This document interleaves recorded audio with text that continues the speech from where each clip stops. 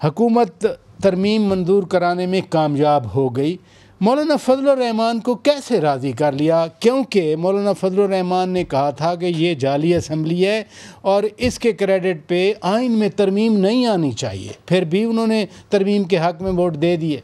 असल में वो जो होती है ना, एक आपने एक साइड पे डंडा भी रखा होता है, दूसरी साइड पे आपने कैरेट रखा होता है, कैरेट एंड स्टिक है। एक तो बिलावल भुट्टो साहब 18 मुलाकातें उन्होंने की मौलाना फजलुर रहमान साहब से, ये कैरेट थी और कैरेट थी, उनको बताते रहे कि जमहूरियत के लिए आप लाजमी हैं, हम ये चाह रहे हैं कि एक नेशनल कंसेंसस से हो, जैसे 18वीं तरमीम हुई थी, जैसे 1973 का आइन बनाया था, तो एक नेशनल कंसेंसस होगा तो उससे इम्पैक्ट बड़ा अच्छा पैदा होगा। दूसरा ये है कि हम सब की एक इत्तफाक राय होना चाहिए, ऐसा लगना चाहिए सारे पार्लियामेंटेरियंस एक हैं, तो एक इम्प्रेशन अच्छा जाना चाहिए। अगर हम डिवाइडेड हो गए, इस्टेब्लिशमेंट मज़ीद मजबूत हो जाएगी, जो हमारे सूट नहीं करता।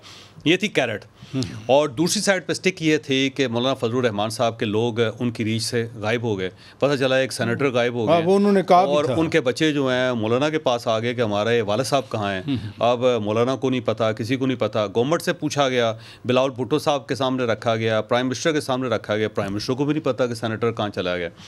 फिर ये पता चला कि MNAs जो उनके हैं वो भी गायब हो रहे हैं। और दूसरा ये है कि क्योंकि सुप्रीम कोर्ट ऑफ पाकिस्तान की मेहरबानी से, जस्टिस उमर अता बंदियाल साहब की मेहरबानी से एक वजाहत ये भी हो गई थी कि जो पार्लिमानी पार्टी है वही सब कुछ होती है। जो सदर होता है या चेयरमैन होता है, उसका हुक्म लाजम नहीं है। पंजाब वाले केस में उनका हुक्म लाजम नहीं है कि आपने इसको वोट देना है। अब मौलाना फजलुर रहमान साहब की जो पार्लिमानी लीडर थे वो मुख्तलिफ थे। अब वो पार्लिमानी लीडर जो थे वो स्टिक के पास थे, तो अब उससे एक दिखाया ये गया कि ये जो आपके पार्लियामेंट लीडर हैं ये वोट देने के लिए तैयार हैं, ये आपकी राय के पाबंद ही नहीं है, क्योंकि सुप्रीम कोर्ट ऑफ पाकिस्तान का फैसला आया हुआ है। लेकिन यहाँ फिर बिलावल भुट्टो जरदारी ने जो BBC को पिछले हफ्ते इंटरव्यू दिया, उसमें उन्होंने कहा कि हमारे पास नंबर्स पूरे थे, मौलाना साहब के बगैर भी हम।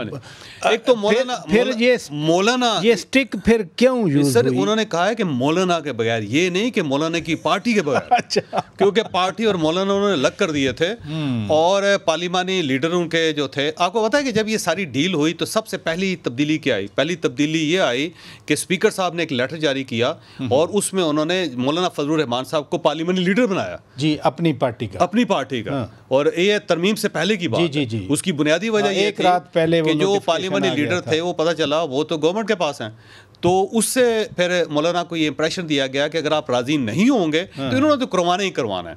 ये 20 तारीख से आगे नहीं जाएंगे किसी तरीके से, इनके पास इतना टाइम है ही नहीं कि ये मज़ीद वक्त ज़ाया करे। तो बेहतर ये है कि आप मौलाना मान जाए। तो मौलाना ने गुस्से का इजहार भी किया, फिर उन्होंने अपनी थोड़ी सी क्लास भी ली सबकी, और साथ उन्होंने तस्लीम भी कर ली।